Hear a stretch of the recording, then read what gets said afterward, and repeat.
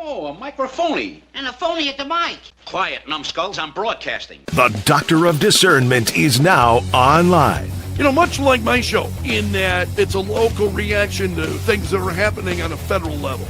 Dispensing a daily dose of common sense. No prescription required. Wow, do I have a boatload of stuff for you, from the crazy to the absurd. Let's start getting into it because, I mean, it is bizarro world out there. And I say, if it's obvious to me, should be obvious to everybody. Oh, wow. Who could have seen this coming? This is the Fourth Hour with Greg Belfrage. Hold on to your butts. Broadcasting from my basement bunker beneath Kettle Radio. Welcome to the Fourth Hour with Greg Belfrage. Denise making me laugh already. Yeah, Star Trek Day today. Star Trek first went on the air this day, 1966. She says, I'm a purist, very loyal to Captain Kirk. Steve. I wonder what goes through Steve's mind. I love Steve, but he doesn't like, he thought it was unwatchable. Some episodes were. In fairness, some episodes were. But I still love it. Hey, it's great to have all of you along. Let's take a look at what's going on this morning. This is a story we talked about this morning. GoFundMe is pulling some fundraisers for this former con, Carlos Brown Jr., who is accused of murdering this Ukrainian refugee on board a train. So I'm going to roll this video, and they're warning here, graphic content. Let's see. I may have to bail out. You're going to see him attack her. The video, how long is this? A couple of minutes long. Oh, maybe let's just do this. No, I'm gonna just continue then, because GoFundMe has yanked some online fundraisers for this guy. And get a load of this. Here's the page at GoFundMe. Raise funds to stop the injustice against Carlos Brown Jr. This is the guy who stabbed this young Ukrainian woman, knifed her dozens of times. That's more than I had seen earlier. And there she is, absolutely beautiful. Killed this young woman on this train in North Carolina. And so people are out there, GoFundMe, raising funds for the, you have got to be kidding me. This is the stuff that just drives me absolutely out of my head, out of my mind.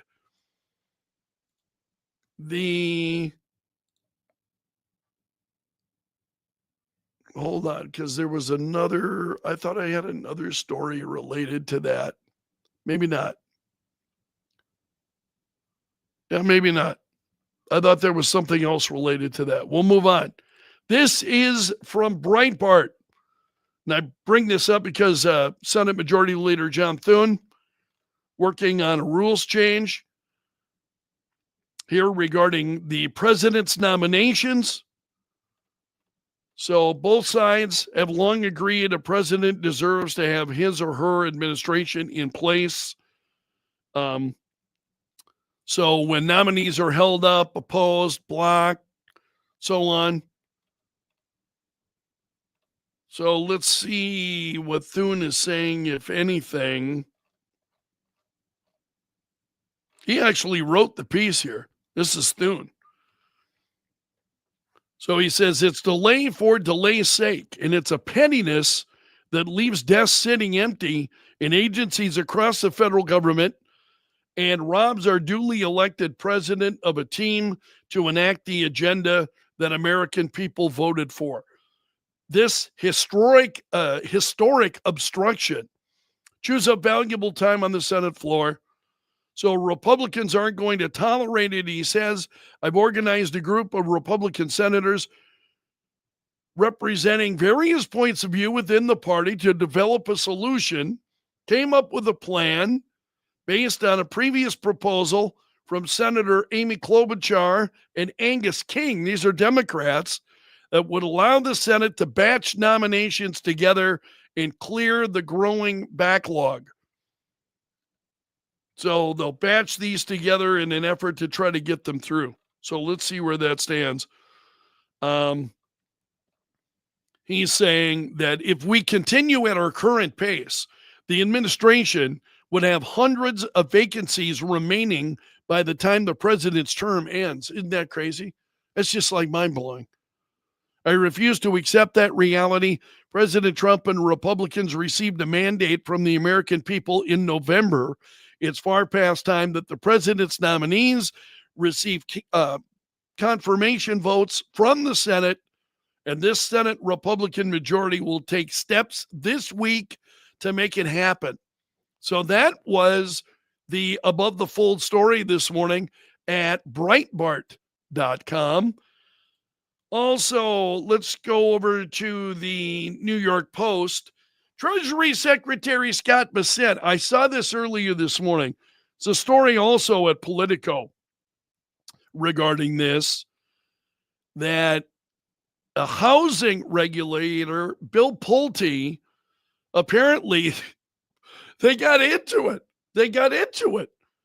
And Bessent told him, I'll punch you right in your face. and it goes on. So the story I saw at Politico, he was pretty hot. So they got into it. I think this was last Wednesday. They got into this. Two sources say Bessent threatened to beat up Pulte for trash talking him to President Trump. One point, he said, why the blank are you talking to the president about me? Blank you. I'm going to punch you in your blanking face, he says. So, yeah, this was reported by Politico. It's pretty crazy. In fact, I wish I had the Politico story. I tried to pull that up for you, and then they wanted me to sign in, and I'm fighting the clock, and just a colossal waste of time. But it was even more than that Bessent said, let's take it outside. And he's like, why do you want to go outside? Because I'm going to punch you right in the face, he's telling him. And I thought, as laid back as that guy is, you'd really have to be trash talking him, I think, to get that kind of a reaction. Because I'm going to be looking at Bessent with a little bit differently after reading that. Now, whether that, how accurate or how true that is, but wow, tempers definitely flaring. Okay, House Speaker Mike Johnson made a claim about Trump and Jeffrey Epstein. I saw this. I had this in the stack of stuff this morning. This whole thing involving Jeffrey Epstein. I'm not one who's going to spend a lot of time on this. I mean, make no mistake, Epstein was deplorable, and what he did was absolutely horrible. And I think any truth that can come out in regarding that, I'm not one who's in favor of blocking the release of the Epstein files. I also tend to agree with President Trump that this is a distraction. I think there's a lot of this. Anyway, Matt Vespa says that the whole thing's a circus, didn't need to be, but everything got out of control. You got people shooting their mouths off, including the president. Vespa says. Trump says the Epstein files were a hoax. It's not, and I agree with that. I don't think it's a hoax either. Then House Speaker Mike Johnson, of all people, hurled this stick of dynamite into the mix that Trump was an Epstein informant for the FBI. And then he later retracted that. So I saw this earlier this morning. Johnson now backing off his claim that President Trump was an FBI informant. Trump has said that he kicked Epstein out of Mar-a-Lago He's also recently called the latest demands for the release of more information a Democrat hoax that never ends. I think people are understandably, rightly concerned about what's going on with Jeffrey Epstein. But so Johnson told reporters on Capitol Hill that Trump cares deeply about the crimes Epstein committed. Trump was an FBI informant to try to take this stuff down. Now he's backing off of that. And as Matt Vespa says, file that under not helping. What the hell is this, man? It's already bad enough Bondi shot off her mouth, which set off this hurricane. It's magnified by Trump calling it a hoax. I get that he wants to move on and govern, but this is a thing now. He must deal with it. And it's made worse by these shoddy claims about Trump being an informant. And then to have Johnson back off of that, you're like, so I don't really have my hands around what actually is going on there yet, but it is a story, and it has been so, largely because of Johnson's comments. And again, I just sit back and man, can we run the country? Can we take care of the country? You want to focus on running this is one of the complaints I've had about Trump. As much as I love him, man, he focuses on the wrong things. He absolutely focuses on the wrong things. And I wish he had somebody close to him who would tell him, hey, no. And channel him where he should be rather than on some of this stuff. I think he has, especially because of his election win, are people afraid of him to actually tell him when, enough's enough and when he needs to back off and when he needs to, moderate a viewpoint once in a while? I don't think there's any harm in that as long as he sticks close to his core, which he has done. But we'll see. This, I thought, was interesting. The Washington Examiner. Let me increase the size of this just a bit here. Trump's agenda cornering Democrat leaders into embracing states' rights. Now, I'll come back to this in a moment. States' rights have predominantly been a Republican foothold. That Republicans have been the strong supporters of state rights versus a very powerful federal government. So it's been Republicans who have been out there and in support of states' rights.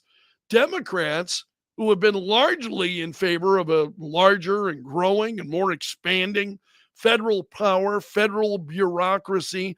That has been for a long time the purview of the Democrats. So now the president's agenda is cornering these Democrat leaders into embracing states' rights. And you're hearing that from J.B. Pritzker of Illinois. You've heard it from Governor Newsom in California, along with others. And the Washington Examiner reports facing a second Trump administration that is exercising federal power more aggressively than any in recent memory. Democratic governors and attorneys general are scrambling to embrace local control, states' rights as their line of defense. And that is what's so crazy. And in part, I look at that and I'm like, that's the brilliance of Donald Trump, right? The brilliance of Donald Trump is he's got these people just moving in circles. They don't know where to go. So suddenly you got Gavin Newsom and J.B. Pritzker talking about state control and states' rights versus federal government rights. Who would have ever thought we would hear that? As I've got to say, that's how upside down these folks really kind of are at the moment. And then finally, there's a quick piece I wanted to share. Jonathan Turley, as I've told you many times, is somebody I greatly admire. He is a legal professor at is it Georgetown? I think. Forgive me, my memory is terrible. But here he is writing in support of Facebook. And he's going on, he's never been on Facebook, and he has been very outspoken about the violations occurring at freedom or at Facebook when it comes to its users' freedom of speech. So it's a platform he has not been on. And so Turley talks about it and says that he created a Facebook account. No one was more surprised than myself. I have been one of the most vocal critics of Facebook and Meta regarding their free speech policy. And he talks about their record and what he says, and he gives some credit here to Elon Musk. Something happened. Elon Musk bought Twitter, dismantled its massive censorship operation. He then turned over what became known as the Twitter files, and which we've talked about at length. Eventually, Facebook released their own files. Founder Mark Zuckerberg apologized for the censorship that occurred under the previous system, pledging to restore free speech protections. In doing so, one of the reasons I mentioned this story, by the way, is especially among older Americans like me, Facebook, hands down, is the platform that they're on. It's one of the reasons why I do this show each day on Facebook, as well as on X and on YouTube. You can watch it wherever it's convenient for you. But Meta now is adopting some of the changes that Elon Musk made at X. And he goes on to talk about it, and he's saying Meta could be a game changer. The reason is largely what I was saying is the number of people, first of all, who are on it. And Turley says we need Meta. Must change the trajectory of the fight for free speech. But the difference between the two companies impossible to ignore. X reports it has about 600 million users. Facebook is larger, more than 3 billion users. And then talks about what's going on in England right now, which has been very, very chilling, I think, as you watch the assault on free speech taking place over in the UK. So Facebook now is also relying on community notes, which was started at X. And so Turley comes to the conclusion. He gives a lot of background here. I'm gonna soar through some of this. Here he's getting into the EU. They have threatened Elon Musk with fines that could surpass $1 billion. It's just crazy. All because of he's not censoring speech. And they don't like that over in the EU.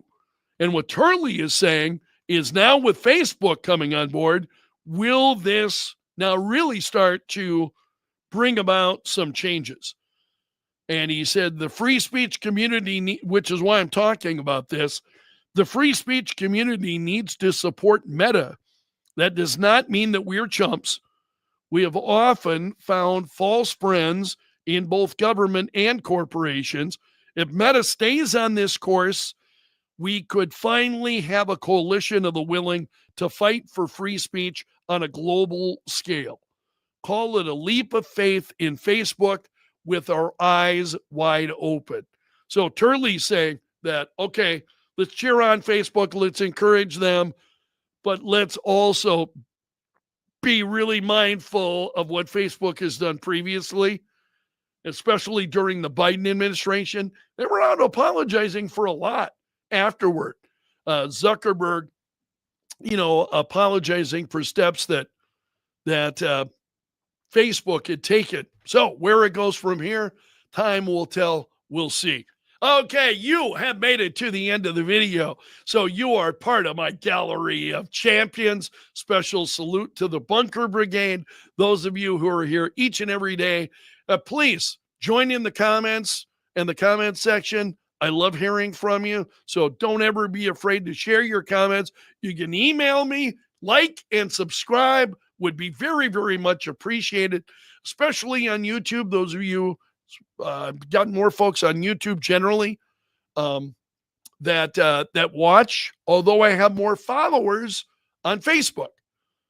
So we'll see where it goes, but I need your help. Thank you for being a part of what we do here each day.